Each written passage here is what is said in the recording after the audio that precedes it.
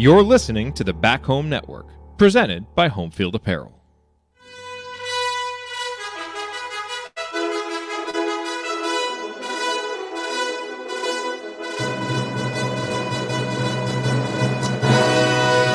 And welcome, Hoosier fans, to another victorious episode of the Assembly Call, as tonight your Indiana Hoosiers kick off this season of great expectations with a victory. 88-53 over Morehead State, a 35-point victory for the Hoosiers, who go to 1-0. And if you want a little context on this victory, Morehead State is the preseason OVC favorite. And, you know, Indiana was predicted to win 79-57 by Ken Pom, so they exceeded expectations.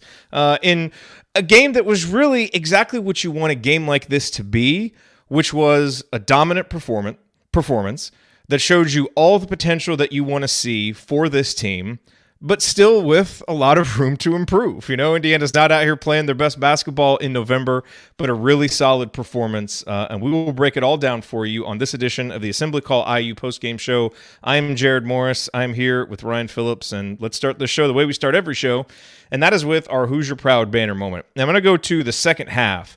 It was 51-37. Closer than maybe Hoosier fans wanted. It didn't really feel like Morehead State was, you know, challenging Indiana. That was back in the first half when it was 21-21 and the Hoosiers would go on a 13-point run to kind of exert their control. But Indiana hadn't necessarily put Morehead State away yet in the second half, but they would with this sequence, which began with a great Trace Jackson block coming over from the help side, blocking with his offhand. Tamar Bates corrals the ball, gets it up to Jalen Hood-Schifino, and Indiana did what it did best tonight, which was play in transition. And Jalen, you know, stayed really patient, didn't force the issue. As Miller Kopp got himself in position on the right wing, Jalen delivered a great pass, and Miller Kopp knocked it down. And that patient vision by Jalen Hood-Schifino is something that we saw throughout the night, and success in transition offense was something that we saw throughout the night. Put Indiana up 54-37. Assembly Hall was rocking, and it kind of felt like at that moment, you know, game over, if there was even any doubt left. And then 2 possessions later, Indiana did it again to Miller Kopp on the secondary break. Jalen Hood-Schifino, again, stays patient, lets Miller Kopp find the spot that he's going to. 59-39 as Miller Kopp drains another one. And, you know, look, this was not a day where Indiana was great from behind the line. You know, Indiana only took 11 three-pointers. They made 4 of them. But those 2 by Miller Kopp really show the potential for Indiana to make threes in transition. They still haven't really found the 3 as a comfortable part of their offense yet in the half court. And on the one hand, that's understandable in a game like this where you have such an advantage down low.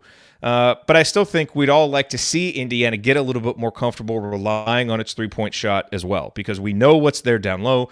The ceiling for this team will be determined by how well they can make threes, and seeing Miller Kopp knock down those 2 threes in transition, which now he's had at least 1 transition 3 in the 2 exhibition games and this one, that is a place where Indiana is comfortable getting that shot, and as they continue to work through these early season games, hopefully we see more of them. But nice to see Kopp make the shots, and really nice to see Jalen Hood-Schifino have the patience to help create them, because without it, Indiana might have driven right past those opportunities to get the threes, and so that was really nice to see.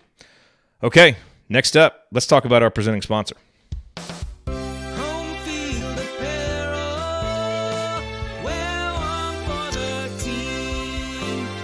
Our banner moment, as always, brought to you by our friends at Home Field Apparel, now in their 6th season of sponsoring the Assembly Call and their 2nd as the presenting sponsor for the Back Home Network. And look, you know, it's November, Christmas shopping is coming up, and Home Field Apparel needs to be the place that you go because they have something for everyone on your Christmas list. If people on your Christmas list are college sports fans at all, they will have something. You know, Home Field, they go back and they bring all these old logos that, you know, have just been lost to history. They breathe new life into them, put them on the most comfortable articles of clothing that you will wear, and the colors last through many washings. They have great customer service, and it's an Indiana company that is right there in Indianapolis and definitely is worth your support. And so as you're thinking about your Christmas shopping, go to homefieldapparel.com. Use our promo code HOME, H-O-M-E, to get 15% off your entire first order. That's promo code HOME for 15% off. If you want a t-shirt, I'm wearing one of their t-shirts with the Bison logo. You can get that on a hoodie. They've got the crew necks, something for every season, something for every fan. Once again, the website, homefieldapparel.com. Wear one for the team. Okay, well, it is time to move the ball, find the open man, and get some opening thoughts from the rest of our team. And let's go to Ryan. Ryan, do you have a rant or a rumination for us after that opening performance? It's always a rant, Jared, no matter what. No, I think the story of the 2 preseason games and this game has been Malik Renew. That's the story. And if you want a big takeaway, 15 points tonight, 5 rebounds in 17 minutes. He did have 4 fouls. He needs to clean that up a little bit. Did turn the ball over 3 times, but he had 2 blocks and a steal as well, and an assist. He's better than advertised, as we've used before for other players. But if you go back and look at our scouting report for him a couple months ago in the old Assembly Call archive, we thought he'd be pretty good. And we thought that, the fact that he played for Montverde and not for, not denigrating Bloomington South, but he didn't play for Bloomington South. He played for a team that is playing the best teams in the country consistently. He didn't play at a normal high school. Pick a San Diego high school. Okay, fine. Put some respect on Bloomington South's name. He didn't play at Torrey Pines High School down the street from me. Thank you. The example is that he didn't play at a normal place. He played at a place where he was going to play the best players in the country consistently. He and Jalen Hood-Schifino. And that shows. They stepped on campus ready to play and ready to be contributors. And there's a reason why kids who play there are so sought after. And so I would just say that I think that Renew is better than we thought he'd be. He steps on the court and does not look like a freshman. Neither is Jalen Hood-Schifino, but I feel like Hood-Schifino's had some freshman moments. I haven't seen that from Malik Renew at all. He stepped on the court and is supremely confident, attacks the hoop, knows what he's doing, has an excellent basketball IQ. His footwork is off the charts, and he just is ready to play. Now, we'll see against Big Ten competition if that holds up. I have no reason to believe it won't, given what we've seen from him. He is fantastic. He was a co-leading scorer with Trace Jackson-Davis tonight. Off the bench is the perfect spot for him. So, they mentioned on the broadcast, maybe he'll earn a starting spot. No, he is perfect off the bench to give a rest to those big guys, be able to attack from that spot. He can go inside, outside. You saw him take a 3 tonight. It was on the mark. It was just long. So he took it confidently. Yeah. I love what this kid is bringing. I think, he is going to be such a huge part of this season. And we knew he'd be good. We knew he would contribute. We knew he'd be knocking on the door of a starting spot and playing a lot of minutes. But he's better than we thought he was. And that credit goes to him, because you watch his high school tape from last year. He's real good. He's gotten much better. Yeah, I mean, the story of the early season is not just him, it's the 2 freshmen, Jalen and Malik. They've been terrific and, immediately put to bed any of those notions about, hey, this is just the same roster. No, this is not the same roster. And, that has its positives and its negatives. I think there are some guys that are trying to figure out how to play with them, and the freshmen are obviously trying to, learn how to play with the vets. I think you're seeing a guy like Xavier Johnson, who we'll talk about a little bit later, struggling a little bit to kind of figure out how he fits in, next to Jalen Hood-Schifino. But, those 2 guys, I think, what's nice about it, we've seen guys have big games, young guys have big games in these, exhibition contests, and you don't really know exactly what's going to translate. But you watch the things that they do, and it all seems like stuff that's going to translate. It's vision, it's footwork, it's hustle, it's just the confidence that they have.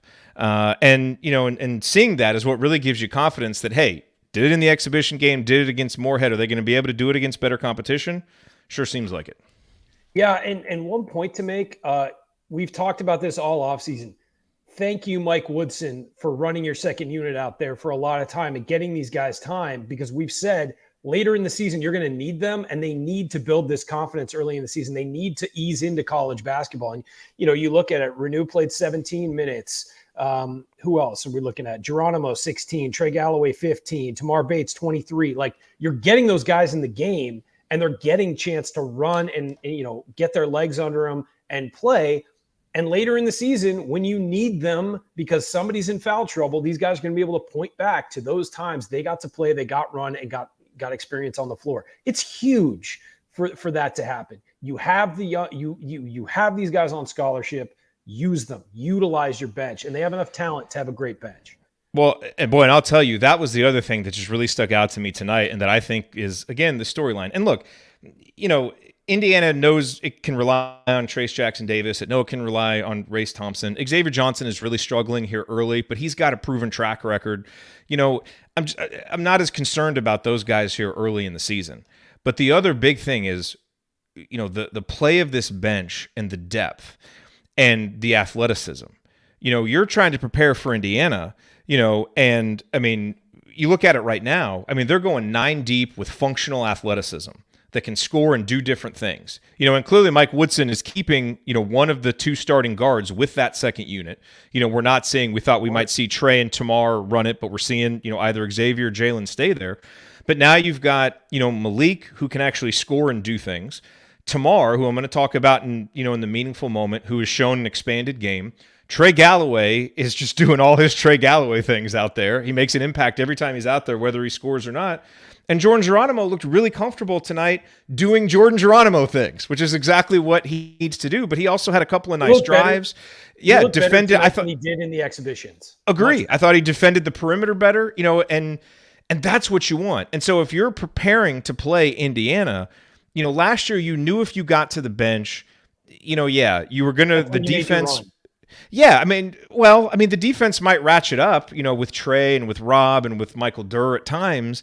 But you just had no scoring, and Tamar really struggling as a freshman. Now you have a bench where there's not that much of a drop-off. Again, we have to see it against better competition, but you just look at it and the athleticism and the confidence and what these guys can do on a basketball court. They're all dudes that can play both ends, and so that part of it is really exciting. And so you take the little struggles that Indiana's having here or there, but you just watch this group and you see the potential for what they can be in February and March, because this was, honestly, I don't think they played great tonight. They were flat early on. They're still not really finding shots. Yes, they were great in stretches. They're still not really finding, shots in the half court. The defense ebbed and flowed a little bit. The rebounding ebbed and flowed a little bit. And they won by 35 against a team that was picked to win its conference. Yeah. So, they can do a lot of things. And when they round out some of the rougher edges, boy, they've got potential to be a really good team. And here's the other thing is that guys like Hood Schifino and Malik and Tamar Bates should theoretically get better as the year goes along. Tamar will be playing much more than he did last year. The second half of the season just felt like a real struggle for him because he sort of lost his legs in December and sort of lost his spot. It felt like, he was getting run, but not as much as you would expect for a guy with his pedigree coming out of high school. They're going to get better. It's almost like a re-freshman season for Tamar. And so Malik, Jalen Hood-Schifino, all going to get better as this season goes along. Trey Galloway, we saw him sort of get better as the season went on last year. Jordan Geronimo, same thing. They were huge down the stretch last year.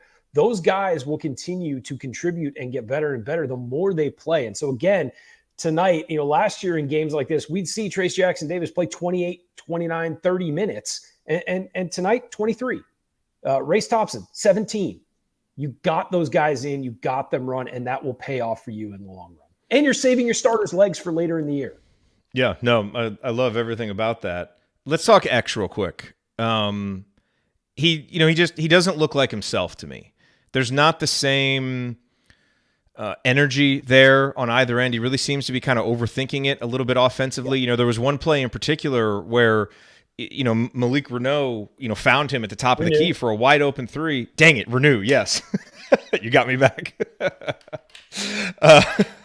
Fair. He finds him at the top of the key, a three-pointer that he would have taken last year. And he passed it up, dribbled in, and airmailed, an oop opportunity to Trace, I think it was. Yeah. And he looks like a guy, I'm going to give him the benefit of the doubt because I think we saw X last year. This is a guy that goes 100 miles an hour and is always playing hard. He looks like a guy that is really thinking through stuff to me. And not playing with the same just kind of energy. And you don't want him to have the reckless abandon, but you do like that energy that he brings. And you were just not quite seeing it yet. So what do you think this is? You think this is a guy who's just, a veteran who's struggling early in the season against some lesser competition, a guy who's trying to figure out his role with Jalen on the court now? What do you think it is? I think it's a little bit of everything, but the first thing I will say is everything we say tonight is it was the first game. Yeah. So I'm not going to take too many, conclusions away from this game or the two exhibitions. Especially for the veterans, because they have a track record. Yes. And the veterans also, you saw them a little flat to start. It's hard to get up. They're probably looking ahead to some of the games that are coming up and knowing, I will give the crowd, I thought it was a good crowd tonight. So there was energy in the building. But it just felt like maybe to start, they were a little flat. X got 2 fouls quickly. One thing we saw with him last year is when he talks to the officials a lot, it affects his game. And we saw that a lot last year. And he had that foul on the three-pointer where he thought the guy kicked his leg out. He is right. The guy did kick his leg out. But sometimes you have to bury that and just move on. And you saw him talking to the official about it over and over and over. He gets pulled out of the game. He's upset. He's on the bench. Woodson also agreed with him and talked to the official. In the second half, Jalen Hood-Schifino was shooting free throws at one point. And X, and this was 35 minutes of real time before, X walks up to the official and starts talking to him and showing the leg kick out. It's like, it's over, man. Just stop. Like, focus on the game. And it just feels like he can get distracted and derailed. And we saw that happen early in the season last year. And as the year went along, he became a much better leader and was not doing stuff like that. Yep. We also saw him kind of be up and down early. Great game, bad game. Great game, bad game. Great game. So maybe we're just starting the season off the same way. Again, hard to draw big conclusions from game one, but I will say, it looks a little like the beginning of last year where he's just off. And I think you're right. It's a little bit of everything. He's just maybe doesn't have the spring in his step yet. Jalen Hood-Schifino, is handling the ball more. Maybe that's uncomfortable for him. They got to work out, how to play off the ball, how to play on the ball. It's probably uncomfortable for both of them because it's a situation they're probably not used to for both of them to not have the ball in their hands when they are playing off it. So I think there's a little bit of everything going on there. Let's see what happens in game two. And if it looks like this, then you can kind of start to see a red flag there. I think he's going to come back down to earth and level out. But it wasn't a great showing tonight. In 20 minutes, he didn't look great, especially for a guy with so many expectations. I mean, you're talking a guy who had hype to be on an all Big Ten team coming into the year. So got to see more. Again, it's the first game. It's not going to change the season. I think, Race Thompson didn't look great in sections tonight. We know his track record. We know he's going to be fine. I have complete confidence in him. But let's see what happens next. Yeah, and to be clear, I know it's a talking point, so I wanted to address it. And I think it is noticeable that he's struggling. But same with you, I'm not concerned about it. And any of these guys that have 4 and 5 year track record, not concerned in the slightest with any of that. But it is, it is notable. And I think one thing that I have liked about him, I thought in the first exhibition game, he was really forcing a lot of shots and forcing a lot of, kind of mid-range shots. He's not doing that. I mean, he's almost like, not shooting too much now. Like he passed up that three-pointer, but I think he's really focusing on getting the ball into the lane and putting pressure on the paint, and that is good. In some of those exhibitions, he did take some of those shots, and you feel like maybe this is the rebound from that. Like he got some crap in film about it, and now he's pulling back maybe a little too much, and he needs to find that balance. One thing I'll also say is he was most successful late in the year when they ran pick and roll with him and Trace Jackson Davis. They didn't run any of that tonight. And maybe it's not to show it on film for the bigger games or whatever. It's got to be. Yeah. But they did not. I mean, it was mostly a straight post-up offense to Trace Jackson Davis when he was in there, and there was some movement. There wasn't a ton of movement tonight. They weren't setting screen for shooters. We saw that last year. We know Mike Woodson likes a standing shooter, whatever. But you didn't see much of what they used late in the season tonight. And again, maybe to try and hide some of that for those bigger games and not let them see what coverages they should run. You saw it a couple times, but that was not the base offense they ran late in the season last year. Yep. Okay, coming up here as we continue our breakdown of Indiana's 35-point victory over Morehead State, we will point out tonight's meaningful moments you might have missed, and then we will go inside the numbers to highlight the most important statistical notes from the game. You are listening to the Assembly Call. Stick with us.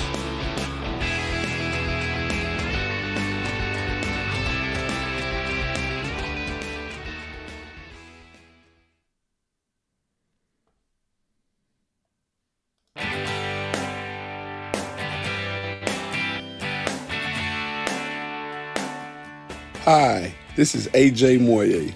What's the only thing better than upsetting Duke in the Sweet 16? celebrating it with friends afterwards. Join Jared, Andy, Ryan, and Coach for the assembly call after every IU basketball game. Go Hoosiers.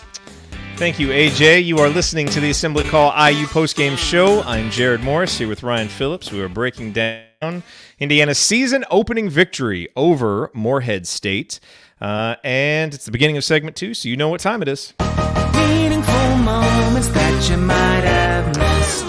That's right. It is time for tonight's meaningful moment you might have missed, brought to you by our friends at Hoosier Ticket Project, where they help individuals and families experience IU athletic events in person for the first time through the generosity of alumni and fans. To learn more about how you can donate money or extra tickets to help create meaningful moments for other IU fans, visit HoosierTicketProject.org. That's HoosierTicketProject.org.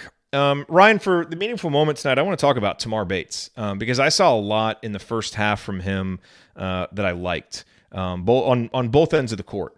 And I thought he had a great stretch, one of the best stretches that we've seen from him in the first half, when it was kind of neck and neck. I think Indiana was up 17-16, and the bench, I thought, once again, really brought a lot of energy, kind of turned the game defense. And I thought Tamar was a big part of it. It actually started with an offensive play. He had a great backdoor cut, and Malik Renew found him for a bucket. And then, Tamar did a great job in help D on the next possession to cut off a drive. He forced a travel. And then actually the next possession after that, he banked in a three, which put Indiana up 21-17. We'll give him credit for the bank. He made it. That's all that matters. But then the next defensive possession, he fought through a ball screen to contest a shot. And it's some of those little things defensively for him that you would see him miss last year, whether it's recognizing it just a half second too late and the guy beating him into the lane, or not seeing the screen and getting screened off, playing on the perimeter a little bit too much with his hands. And we saw him get called for a hand check in the second half. But I thought overall, defensively, in terms of just being in the right spot, consistent effort, consistent awareness, we saw the kind of defense from him tonight that's going to get him on the court, because that was a big question for him. And in addition to some of the defensive stuff, we saw the three-level scoring that we've wanted to see from him. I talked about the backdoor cut. I talked about the three-pointer. He also dribbled right into an 18-foot jumper in the second half and drained it. And again, I'm not someone who's big on the long twos, but Jalen Hood, great shot. I mean, it's a great shot for Jalen Hood-Schifino, and I think Tamar is a guy that we thought would have a mid-range game. And so if he can prove he can make that shot, awesome. But tonight is what you want to see from Tamar, which was solid and disruptive perimeter defense, which a guy with his length and athleticism should be able to do, and then scoring at all three levels. This was the kind of performance off the bench that we know he's capable of. And so it was nice to see him put it out there in game 1 of the season. Well, Jared, I have a note here that was a meaningful development, not a meaningful moment. And my meaningful development was Tamar. It was his energy, enthusiasm, demeanor. Everything was great tonight from him. I love that. I mean, you look at a guy who comes in as touted as he was, he probably expected to be starting by now. Let's be honest. He probably expected to have a starting role. He came in not pouting. He played his butt off. He played hard. There were little errors here and there, whatever. Missed 2 threes. One of them I thought he rushed. Maybe wasn't a great shot. The other that he missed was fine. But he just played hard, and he played with a great attitude. He was pumping up his teammates. He was, he has that charisma to be a leader like that, and to be a guy who gets the crowd into games, gets his teammates into games, all of that. And I thought he looked great. And those shots will come. He's got to straighten out his feet a little bit. I think his stance is still a little too far to the right. And he leads a little with his left foot on the threes, but he's quick. He finishes at the rim. You're right. He can pull up in transition. He did that last year. Pull up in the mid-range. We saw that last year. He's a guy who's going to be very important for Indiana. He needs to be points off the bench. He and Malik, probably the top 2 scoring options, in my opinion, on that second unit. And he's going to need to be able to do that this year. He looked great tonight. I really liked it. 4 of 6. He was efficient. 9 points. Played a lot. Played 23 minutes and had a couple steals, some assists. I mean, he just looked at home, and that's great to see, because again, I think he's a guy with consistent playing time. He stays healthy. He's going to build on this and get better and better as the year goes on. He's also talking a lot. He communicates a lot on the court now, more than last year. You constantly Not talking see the him. way the student section was talking tonight, talking with his teammates. Right. And speaking of talking, I mean, as if we haven't talked about Jalen Hood-Schifino and Malik Reneau enough, but there's just other moments from those guys that stick out. But he had one in the first half, so they've got that big guy Gross, who obviously scored a lot at his level. And he's got post moves, he's like a little Drew Timme out there, got all these moves and footwork and all this stuff.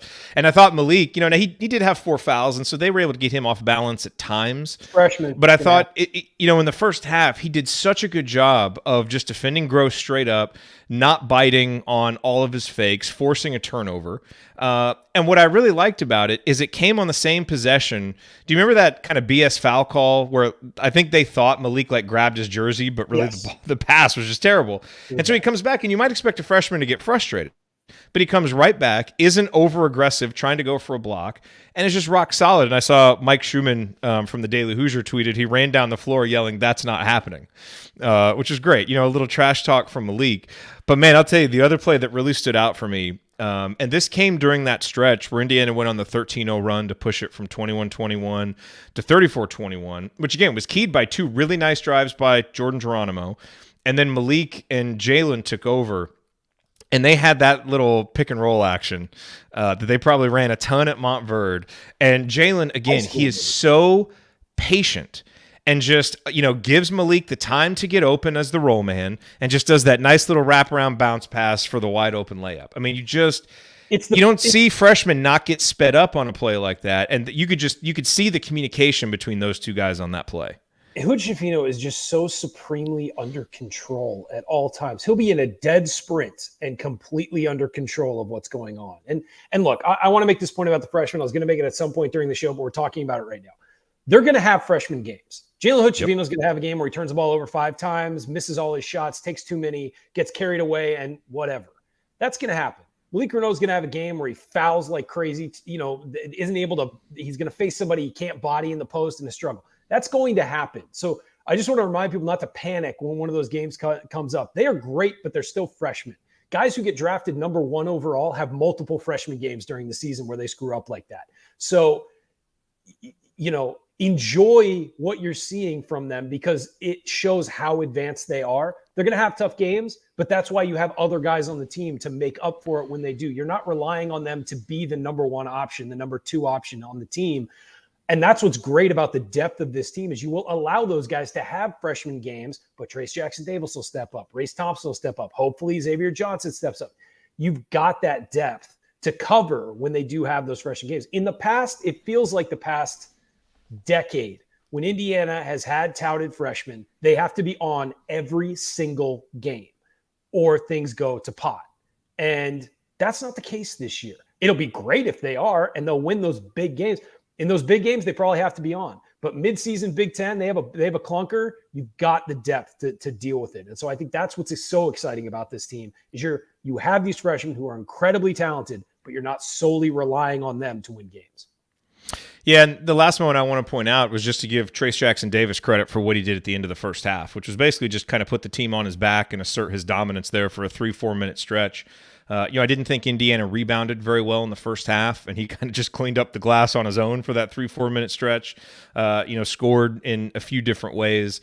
Again, you're not going to take very much from an All-American in a game like this, but it was nice to see him just get that kind of just quick run of dominance, which I'm sure allows him to kind of walk away from the game feeling satisfied, and just reminds everybody what he can do out there. And it was a nice little stretch, and it made sure that Morehead didn't get any closer than they should have. We should point out, Morehead State's guard, Mark Freeman, 14 points, was 5 of 7, in 14 minutes. Indiana really had no answer for him, and he got hurt and left the game.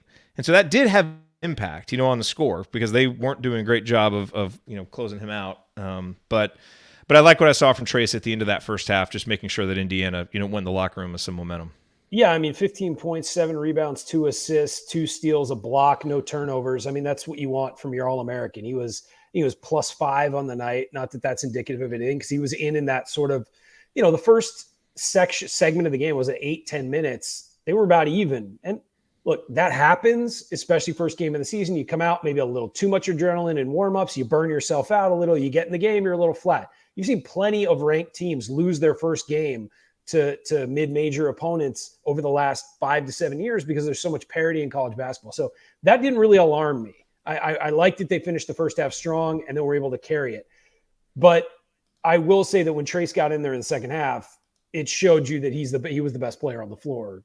Not even close, and the guy who can absolutely take over a game and dominate it. So, pretty much a flawless performance from him. I think he'd like to do better than 6 of 11, but other than that, no real complaints. He missed his first 2 free throws, and then after that was 3 of 3. So, a really nice night from him. And you're right. This is what you want in a game like this. You want him to play 20 to 25 minutes, dominate while he's out there, put the game away, and get on that bench and rest.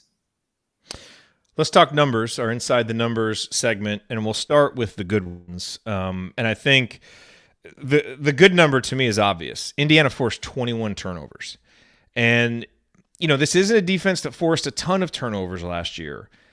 I hope that they ratchet that up a little bit because of what they can do in transition. I think the quickest path to improved offensive efficiency for this team, obviously shooting and making more threes is one, but we'll talk about that in a minute.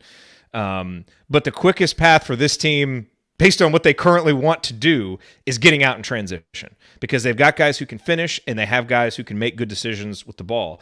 And so they, forced 21 turnovers, ended up scoring 29 points off of those turnovers, 16 fast break points. We're now seeing that become a habit. And that we always talk about in these early season games, what habits are you developing? That is a good habit, which is getting the ball. And you're seeing it on rebounds too. They are looking to run. I mean, Jalen Hood-Schifino had one of the better outlet passes I've seen, and Trace just happened to miss the layup. And they had a few that went awry. But I don't mind because they're getting in the habit of pushing and pushing and pushing and putting pressure on the opposition. Turn the ball over, and I love it. But they've got the guys to convert those, and we haven't in the past. Either we haven't had guards, we haven't had a lot of guards with the vision and the just kind of confidence to push it constantly. And now we have multiple guys who can finish and a guy in Miller Kopp who's getting really good at making that trailer 3. So this is a team that's going to be able to score a lot in transition. That to me was the biggest development tonight, forcing turnovers and immediately turning them the other way. On that note, it's clear the big guys have the green light to bring the ball up on a rebound like that. If they feel like there's a chance to push, Trace Jackson-Davis brought the ball up, Race Thompson brought it, Malik Reneau brought it up. Like, they have the green light to go if they feel like there's an opportunity to score in transition. They need to take advantage of that. If they're, pitch it up to a guard if you have to, or take it yourself. But somebody needs to be able to initiate that break because you're right. They're athletic, they're fast, and they got guys who can finish. That should absolutely be a focus moving forward. You're right. Efficiency ratchets up when you can do that. The other numbers we should talk about are the shooting numbers. Free throws, Indiana goes 12 of 21. That's not great. They started 1 of 7, though, and I am actually kind of impressed that they kind of rebounded and kind of got that back and, made more down the stretch. It was nice to see that, but obviously 8 of 11 in the second half. Yeah, 8 of 11 in the second half. 4 of 10. Not going to get it done, but it's one game. I'm not going to worry about that. I do want to get your thoughts on the three-point shooting, though. People are probably getting sick of me talking about Indiana's, three-point field goal attempt percentage, but it keeps getting worse. It keeps getting less. Indiana took 31% of their shots from 3 last year. Today, Indiana takes 11 threes. They make 4 of them, 36.4%. Again, the percentage is fine. Like, efficiency-wise, Indiana is shooting pretty well so far in the games, these 3 games that we've seen. But 59 total shots and only 11 threes. Again, you had a massive advantage in the post. And I know you want to take advantage of that. But what habits are you getting into? Yeah. Because you're not always going to have that advantage, and you need to build confidence in your ability to win games from outside. That's my concern with not taking the threes, is if you just get into this habit of we're always pounding it inside when you need to make outside shots, are you doing something you've done before, or is this going to be foreign to you? So again, I don't want to, be alarmist about it, but this is now 3 straight outings where they've been under 30% of their attempts from 3-point range. And it doesn't matter against the competition that you're facing. I just worry about the habit that you're developing for when you need it later. Yeah, they need to run plays for Kopp in the half court. We belabored that 100%. last year. He stands still in the offense because Mike Woodson has said he likes standing shooters. I do not, quite frankly. I like to see shooters coming off screens. You want to run some plays where he's a standing shooter in the corner to spread the floor? Fine. But if you want to make threes, you got to run plays to get your 3-point shooters open. You got to cut them off screen, run them underneath. And we talked about it last year, especially when the offense gets stagnant. You need to do that because not only does it possibly get the 3-point shooter open, it gets the screener open if they overplay the 3-point shooter. So it opens things up in the offense. I just think they need to do that more. And by more, I mean at all, like, quite frankly. I also think that, quite frankly, given the lack of shooting on this team, CJ Gunn's going to need a role, going to have to have a role. I really think so. And I think that you're going to have to run plays for guys like him, guys like Miller Kopp. Tamar Bates has to be better from three this year, and you got to run plays for him to get threes off. And, if Xavier Johnson isn't hitting any threes, you're going to absolutely drop in your amount of attempts from three because there's nobody else that feels like they have a green light at any time. It feels like they have to be wide open to take it. So I do think that is something to watch as we watch these next few games and see what they're doing in these early season games. They've got to start taking some threes and making them and with confidence. I know the first goal is to win the game. You have the post advantage. You take it. But quite frankly, they really have to make threes. Ladies and gentlemen, breaking news from Bloomington. We have our special correspondent who was there at Assembly Hall. It is the coach, Brian Tonsoni. Coach, what are your thoughts on Indiana's season opening win?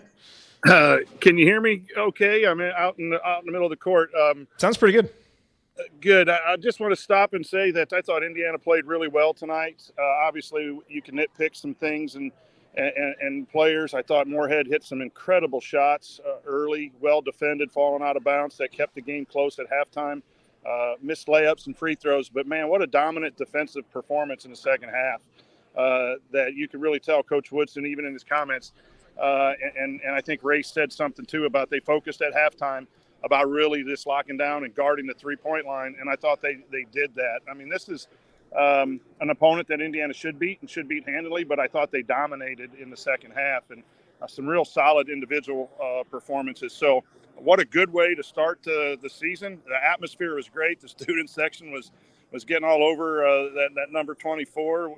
And it was just, it's always good to be here and see the Hoosiers win. What individuals really stood out to you in person? Well, it's just we can talk incessantly about the freshmen, but I really want to focus on. I thought Geronimo did what Geronimo should do, is come in and just bring a lot of energy. And I thought Tamar played good basketball. He really moved well without the ball. He wasn't forcing shots. I just thought he played. He's got a long way to go for me defensively yet, to be honest. But he looked like he belonged, and he looked like he was comfortable. So. Obviously Renew was just unbelievable tonight, and Hood Shafino needs to have the ball in his hands a ton. So, but those guys were, for me, I think were the two that I really was impressed with. That's not some of the guys with the stats. What did you think from X? What did you think about X being there in person? I thought X was okay. He just plays too fast right now. He's trying too hard. He wants it too much, and he's allowing it to affect his game. And Coach Woodson was a little disturbed in the postgame about his foul trouble and having to play Hood Shafino so many minutes in the first half. And so it's one of those bad things that's good. X is trying to win basketball games, and he's just doing it way too fast and way too out of control for the most part. But the one thing that's consistent with X is his effort. So that play is going to get straightened out. I have no concerns that X will be back to where close to where he was at the end of next year or last year. Okay, so you thought in person the energy and the effort and stuff all looked good? Because I didn't. I thought it was, I don't know, a quarter step slower than what we've typically seen from him. Yeah, I thought he was fine. I think he let stuff bother him. The kick out foul was a bad call, and that stayed in his head a little too long. So you probably saw some of that maybe. The whole team had great energy tonight. Some things didn't go their way, or they closed out bad, or they gave up a rebound. It wasn't because of effort. It was maybe positioning or over-helping. I thought Indiana over-helped a lot, but I did not sense that here in person that X was a step slow. I just thought he got out of it because of foul trouble and that official, and that's something that he's battled his whole career.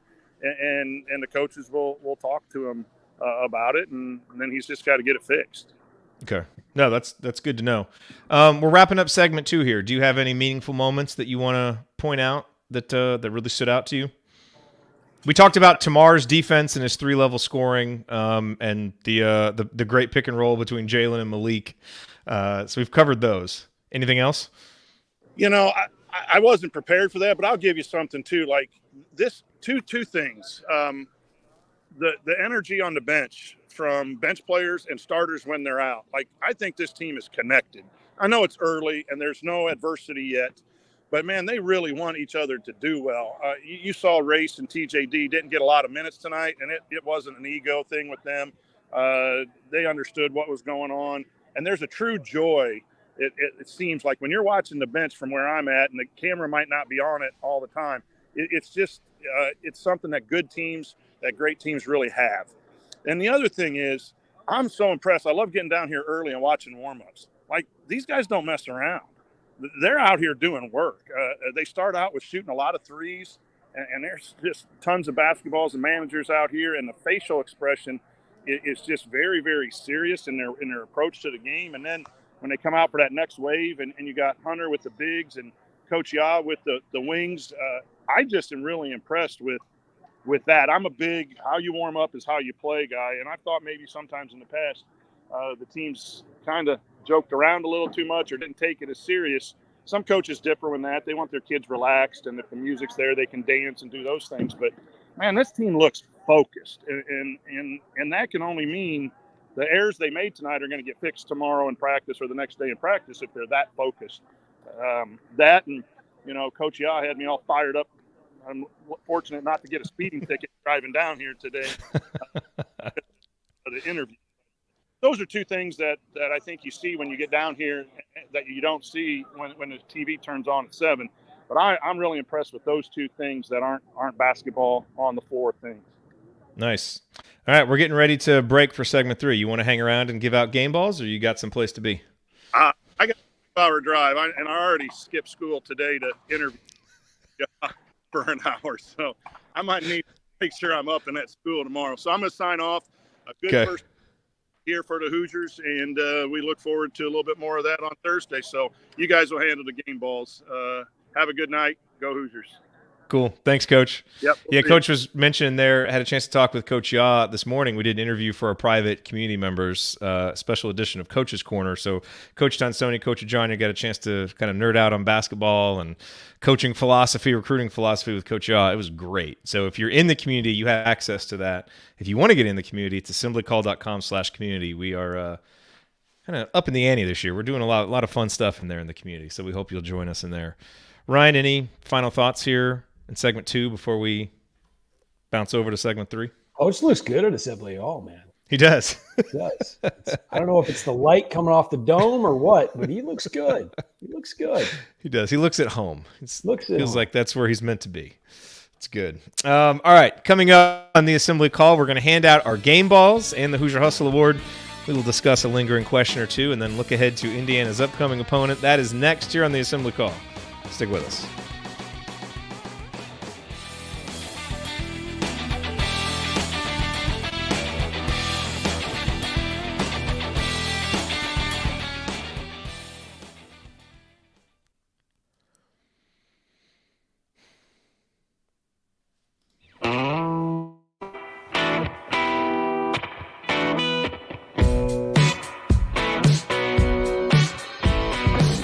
Hey, this is Deron Davis. And what's the only thing better than dominating a Duke big man in the post? Is celebrating with friends afterwards. Join Gerard, Andy, Ryan, and Coach on the Assembly Hall call after every IU basketball game. Go Hoosiers. Thank you, Deron. You are listening to the Assembly Call IU postgame show. Catch us live immediately following every IU basketball game, plus every Thursday night at our website, assemblycall.com. And make sure that you sign up for our free IU Hoops email newsletter. Over 9,000, almost 10,000 now, of your fellow IU fans have subscribed. Join for free at join.assemblycall.com. That is join.assemblycall.com. And our final segment tonight is being brought to you by our new sponsor, Trueblood Real Estate. Jim Trueblood is the founder and owner of Trueblood Real Estate, and he has been helping people in Indiana buy and sell properties since 2006. And Jim and I actually go back further than that. He and I were friends in middle school, back when I lived in Lafayette for those few years. And in fact, the first ever NCAA tournament games I went to were with Jim and his family. And here we are 3 decades later, and things have come full circle with Trueblood Real Estate, now the exclusive and official real estate partner of IU Athletics, with a team of talented agents to serve you in Bloomington and throughout Indiana. If you are looking to buy or sell real estate in Indiana, you need to experience the Trueblood advantage. Go to truebloodre.com to learn more. That's truebloodre.com, and tell them the Assembly Call sent you. Okay, Ryan, it is time now for game balls. So who gets your game ball for this Indiana season opening victory? I'm going with Malik Renew. I liked what he had. I thought when he was on the floor, he was the guy and the best player when he was on the floor, and showed a lot. You could go with Trace Jackson Davis. I think that he was dominant, but Malik in 17 minutes had 15 points, 5 rebounds and assists, 2 blocks and a steal. And again, he was also on the floor when they stretched the lead in the first half and took that big, advantage and really never looked back from there. So I got Malik Renew. He was on the floor for that stretch, but you know who else was also on the floor for that stretch and was on the floor for the stretch at the start of the second half when Indiana really put the game away, was Jalen Hood-Schifino. And I'm giving him my game ball for his first performance as a Hoosier. Led the team in assists, only had the 7 points, and I think you'd like to see him be able to get more assertive as a scorer. But I thought in some of those key moments, his vision and his calmness with the basketball was really, really important for Indiana. And I think, look, you watch these 2 freshmen, they just seem different. They're just different than normal freshmen. I really like what Jalen brought to the game. And that means, Ryan, that we have to go to the chat mob to break this tie. I don't think it's going to be much of a tie. I think most people are going with Malik. Seems that way.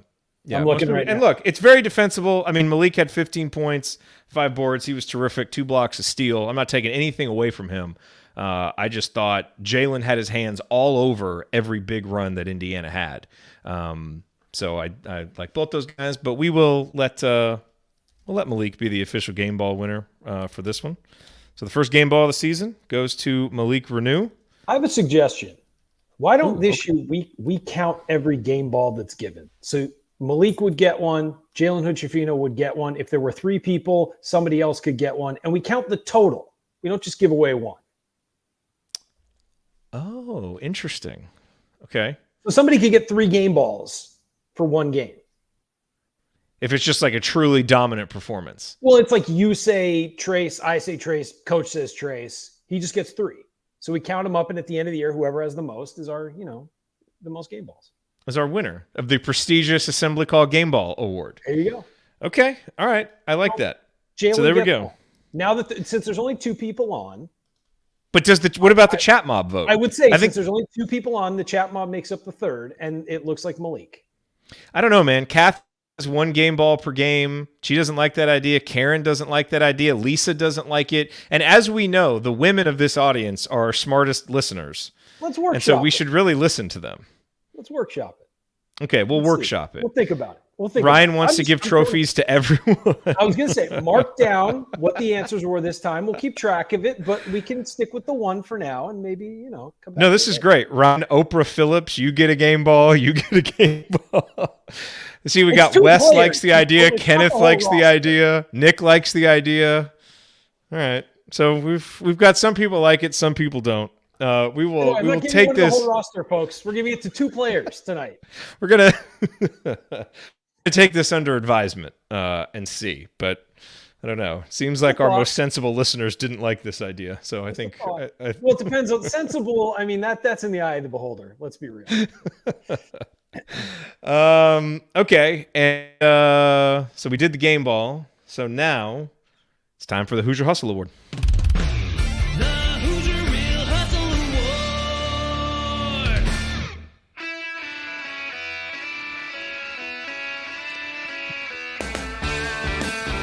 Hi, this is Anthony Leal, reminding you to check out our friends at Evansville Security Services.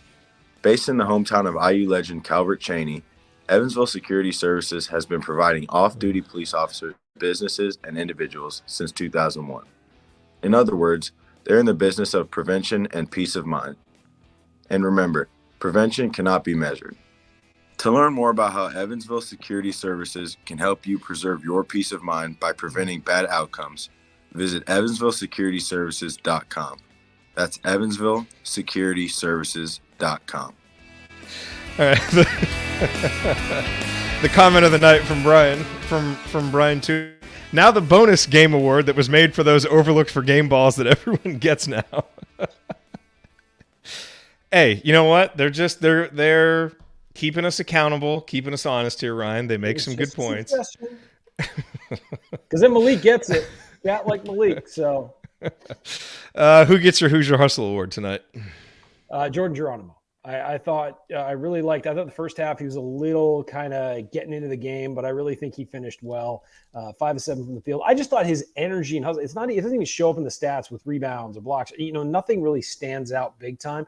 But just his energy on the floor, I thought was so great, especially in the second half. And I really liked the way he was moving out there. He looked very confident. I think it took him a little time to get into the game, and once he was, I thought he really made it his game for a little bit there, and was a beast, on the dunks and the he had a really nice drive where he finished it through contact. And I really liked what I saw from him. And I thought that his energy really carried the team for a little bit there.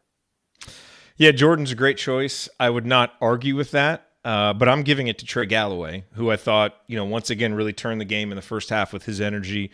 He had that offensive rebound that he just absolutely skied for in the first half. What I love about Trey Galloway is, especially in transition, he's always sprinting. And he sprinted back in transition defense, kind of poked the ball away, forced a turnover. And look, I think I see a lot of this. Indiana's going to be, because I honestly think you could give Tamar a hustle award too. I think you give it to Malik. Yeah. I think all those guys played really hard. And I think that's what makes this a great bench, is they're athletic guys that play hard. And so I think you give it to any of those guys. But I thought both Trey and Jordan made game-changing plays with their hustle. And that's exactly what you want from those two guys. So once again, we have a split. And so, Chat Mob, we will go to you. I think it's probably going to be Geronimo. And again, I'm not going to argue with it. But so Trey's getting some votes, but it appears Geronimo was the overwhelming pick. Yeah, so make sure you get your votes in, everybody. Someone tally it up, but it does look like it'll be Jordan. Now, Ryan, should we give one to Jordan and Trey? Should we give? It's up to you, man. It's up to you. Just a suggestion. It's early season. We're just kind of working out the kinks, like the lineup choices. All right, it's time for a lingering question. Chat Mob, if you have any lingering questions, put them in here. I think, Ryan, my lingering question is, we've got the big game against Xavier coming up next Friday. What do you want to see from Indiana in this game against Bethune-Cookman to let you know that Indiana's ready to go on the road and win? Because, look, I think Xavier's a good team, but I think just Indiana's depth of talent, they're obviously going to have a great shot to win this game. For me, what I would like to see is more effective usage of the outside shot, because I think you're going to have to make some of those to win on the road. That's what I would like to see. Same.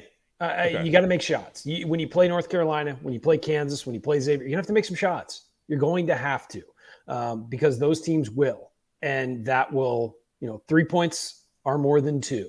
And so you're going to need some of those eventually to go your way, or they're going to, have an advantage over you with efficiency numbers, especially. And so, yes, I think that the shooting is the biggest thing I want to see. I also want to see them consistently make free throws, because 12 of 21 is not great. I know they started very slowly in this one, maybe a little lack of focus, maybe, again, high, adrenaline in warmups can leave you kind of flat when you start the game, a little flat with your free throws, whatever. They did kind of round into form late first half into the second half.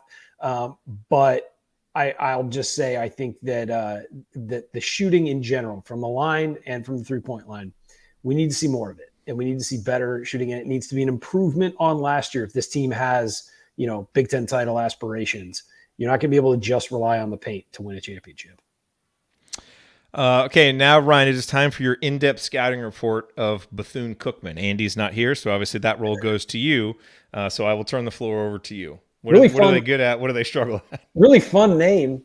That's all I got. It's really all I got. Let's be real, guys. The game on Thursday is more about Indiana than it is about its opponent. And so you want to see make some shots, clean up some of the mistakes. They only had 10 turnovers tonight, but a couple of those could have been, reeled back in. So I don't want to see Xavier Johnson. I think that's the big thing. They could have. Like I said, though, I like the aggressiveness. Again, a lot of those turnovers were trying to make plays. You're not seeing some of the just dumb half-court turnovers that we've seen. I think one was a moving screen by Malik, and some others. But, man, I really like the way that this team is pushing the ball. Yeah. For what it's worth. I think there are times you need to pull back a little bit when it's not there. Xavier Johnson, threw some passes that weren't great idea, whatever. It's not a huge concern. It's just one of those things where there are some areas to pull back a little bit, be smarter with it, but not a huge complaint from me. For what it's worth, Bethune-Cookman, if you just want some context, they are 310 in Torvik preseason. So they are one of the sub 300 teams. So agree with you. And I think we'd all like to see X just have a better game. Have him seem a little bit more like himself. That would be a good sign. Other breaking news real quick before we leave. Rhode Island's first game tonight under Archie Miller. They lost to Quinnipiac 67-62. So not a great start to the Archie Miller era in Rhode Island. Just thought I would point that out. He's going to build a program. He's going to have to build a program there. At least he didn't give up like 23 pointers in the first game. So do we know that progress? He didn't? I don't know. Actually, I don't know. I didn't see the box score. Let's not speak too quickly here. I'm not quite sure. You're listening to the Assembly Call IU postgame show. Remember to check out our friends at Home Field Apparel. Use the promo code HOME, HOME, at checkout to get 15% off your first order. I say that. I'm rooting for Archie. I want him to do well at Rhode Island. So I hope they're successful. But obviously we remember what happened in his first game here. So hopefully that is not a harbinger of things to come, and he's able to be successful there. Ryan, it is last call time. So I will kick it over to you for your final thoughts. Gonna end the way I started. The freshman with a story tonight, in my opinion. Jalen Hood-Schifino was excellent.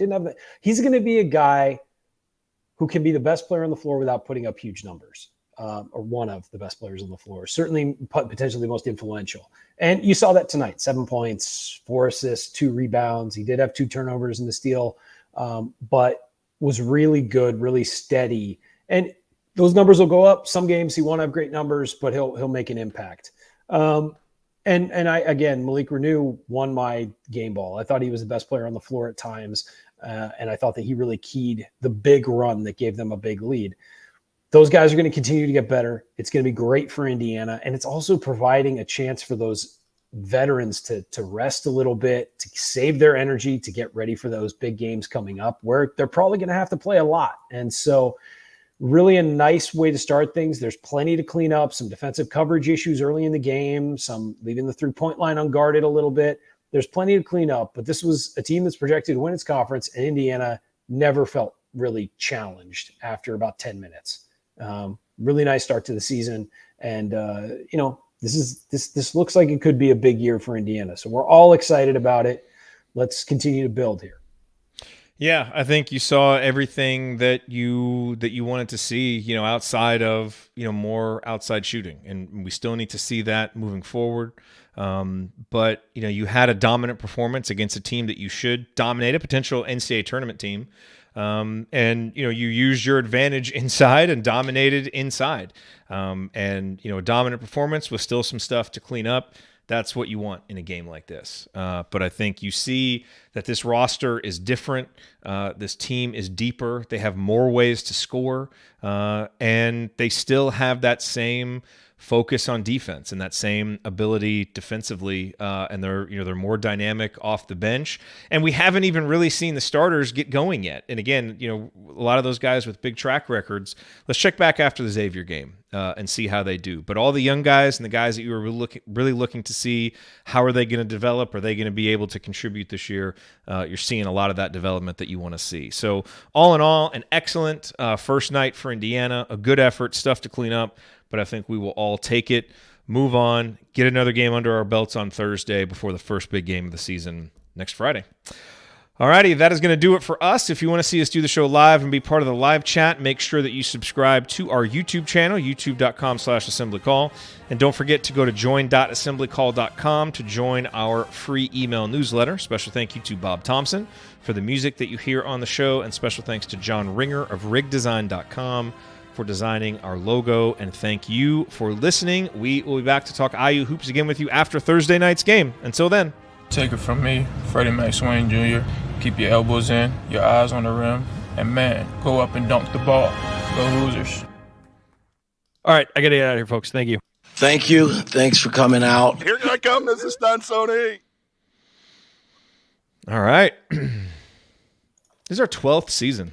I know. I'm well aware. Our 12th season. That's crazy. 11 was it 11 years and 12 seasons? Yeah. It is the beginning of our 12th season. We have to find out when our first meetup was. It was like 6 years in, something like that. No, I think it was 4 years in, wasn't it? 4 years? Might have been. Wait, was it the Minnesota game? Wasn't it that Minnesota game where they didn't play very well and then Thomas Bryant? It was 2016, wasn't it? Wasn't it the 2015, 2016 season? That was the year that Thomas Bryant had that game was 2017. It wasn't the Big Ten tournament year, championship year. That was we didn't meet up that year? No, I'm saying that Thomas Bryant game was the next year. It was. Oh, was it? Okay. Yeah, because that was the year they were expected to be really good and weren't.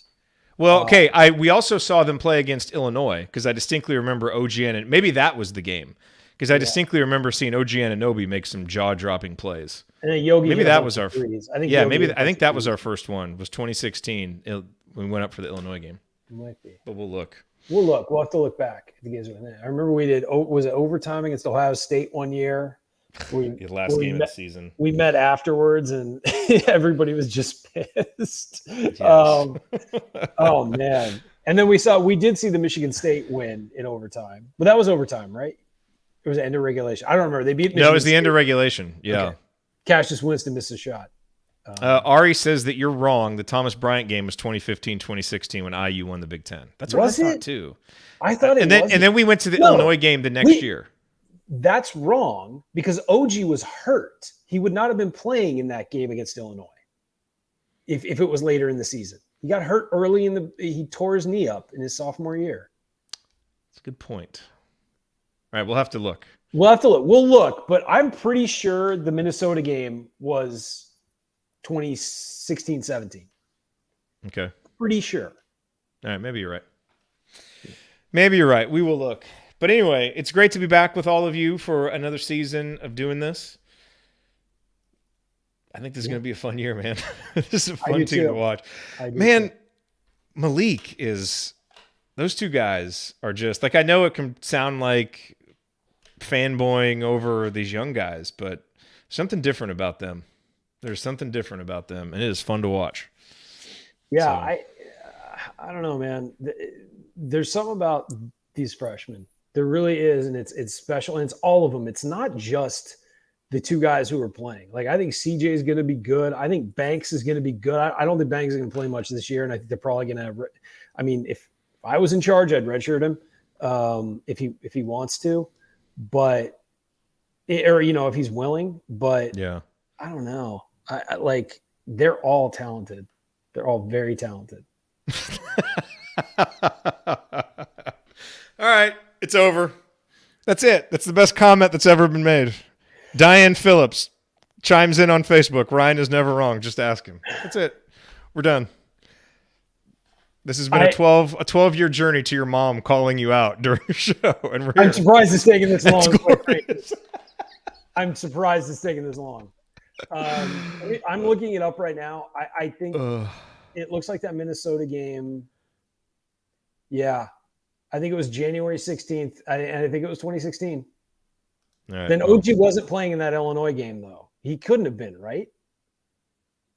I saw him. I just remember seeing him. know. I'm pretty sure it was against Illinois. I don't know. We'll go. We'll look this up. The Minnesota game was January 30th. I'm sorry. Okay. 74-68. I guess that's it. I think that was it. Yeah. All right. Well, thanks for being here, everybody. And we'll talk to you on Thursday night. I won't be here. I think Coach is hosting Thursday night. I am getting ready to go on a dad-daughter camping trip with my daughter. So we will be gone all weekend, unavailable. It fit nicely. There's no games this weekend, which is nice, but we'll be making our final preparations on Thursday night. So I will not be here, but Coach and you will guide us through the Bethune-Cookman postgame show. By the way, that Illinois game we went to, if that's the one we went to, January 7th, 2017. So he would have still been healthy. OG got injured at Penn State on the 18th of January. So, yeah, looks like that makes sense. Yeah. We went that early? Yeah, we went early. Yeah, wow. we did go early that year. We traditionally go late January or February. That's why I was thinking it wasn't possible. Yeah. I sat next to Andy that game. I remember. Sitting next to Andy. I know. I'm telling you, nothing would shock Assembly Call listeners more than we should auction off sitting next to Andy. Like he's all like mild-mannered and quiet on this show. Sit next to him at a game, and he is like cussing out refs and yelling at everybody. It's jarring. Guys, if you could see our group chat during football games, it would shock you. You would think I was saying what Andy's saying. Like, you talk about me being negative on this show. Anybody who comes in and says, "Oh, you're so negative," read Andy's text to me during football games. He's 10,000 times worse than me. 10,000 times worse. Shoot the ball. There you go. Oh, dear. San Diego chicken. Ryan's being stupid again. Megan says, sat with Andy for a football game. It was a hoot. It really is. It is entertaining. Oh, it's entertaining. It's fun. It really is. It's I great. remember for that Michigan State game, I believe it was Michigan State or the Ohio State game. I can't remember. You were sitting with Andy directly to my left because I was in the press seating back in the corner. And I can't remember which game it was. It was one of those two games. I was in the press seating for Ohio State, so it must have been the Michigan State game. And I actually there was something and something happened. I literally heard Andy yell at the ref from the press area 3 sections over. It's great. It really is great. Yeah. Joe Lenardi, by the way, picked Indiana to make it to the Final Four. The official bracketologist of the Assembly Call, Joe Lenardi. Great. All right, everybody. Time to go. See you all Thursday. Later, guys.